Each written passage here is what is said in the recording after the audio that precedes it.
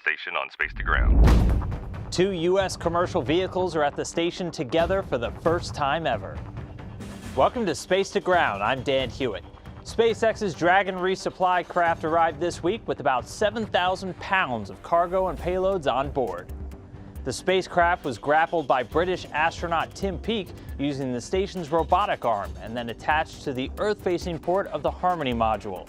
This was an exciting milestone as it marks the first time in history that both U.S. commercial cargo vehicles, Dragon and Cygnus, are at the station together. This is also only the second time that 6 vehicles have been docked at the same time, tying the record set back in 2011. There's a lot of science on board Dragon, and one of the first experiments to be carried off is focused on helping people here on Earth. Pharmaceutical company Eli Lilly partnered with Casis to launch a new study to the station's U.S. National Labs section. It's investigating muscle atrophy and weakness in mice while in microgravity.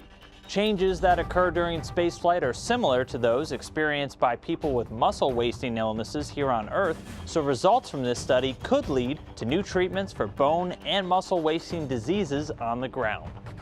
This week, Ray Coe wants to know how long the beam deployment procedure will take.